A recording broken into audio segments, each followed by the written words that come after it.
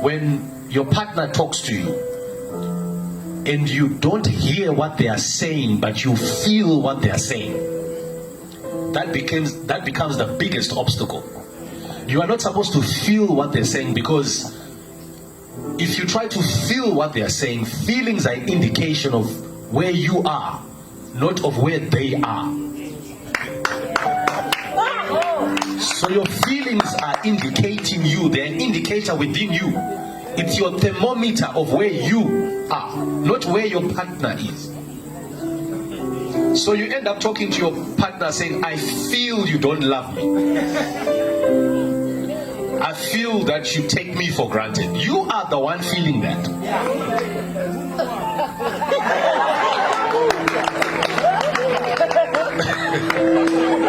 So what happens with feelings? I'm talking about feelings. These are emotions, because you are asking me what's the biggest obstacle that comes between you and your partner. Emotions. God did not design for you to be led by emotions. So you cannot make a choice to love somebody. You cannot make a choice to say, is this the right person for my life, based on what you feel. Because feelings will come now and then they'll go tomorrow. They fluctuate based on how you are feeling. So this is what happens with feelings. If you are in a relationship and somebody says, I feel this, it's as good as they are bringing you to a court, high court for that matter. In the high court, they are the judge, they are the prosecutor, and they are the lawyer, and they have the law. So you are talking to somebody who is telling you that I feel this, I feel you don't love me. And it's tricky, because you can't say, but I love you.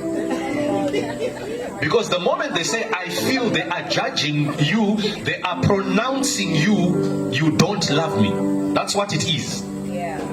So you are now guilty of not loving that person based on their law, which is their feelings. So no matter what you try to do, you already are in a judging, you are in a court session that you are being declared evil and wrong for the relationship. So you need to understand, the moment you take your feelings and you make them the responsibility of the other person, you are literally judging that person, saying to them, you are wrong and I am right. And yet what you are feeling, they are not feeling that. So this is the tricky thing that ends up happening. Let me ask you a question, Pastor. Yes, Baba. Have you ever stolen a car? No.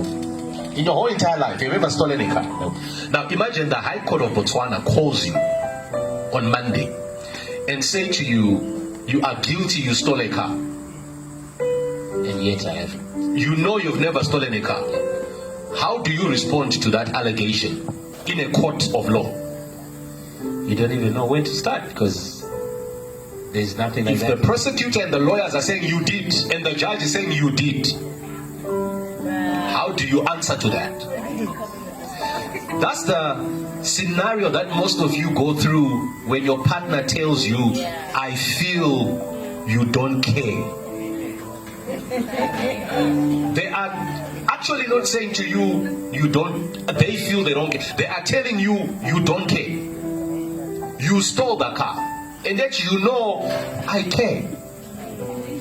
In fact, last night I was doing 1, 2, 3 for you because I care.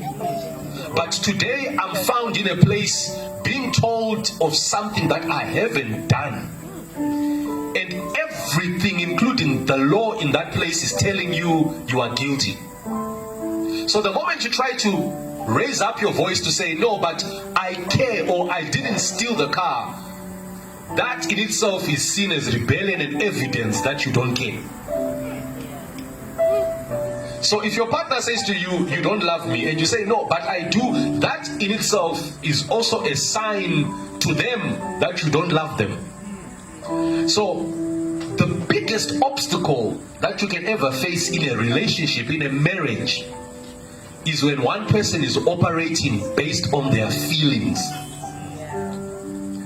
You should simply understand, feelings are a guide of what you've been thinking about. Now, what you are feeling is because you have been thinking about that, not that that's what I am. So if you want to eliminate one of the biggest obstacles that make relationships and marriages very complicated, you need to stop basing your relationship based on feelings and emotions. You have to tell yourself, I cannot be an emotional wreck.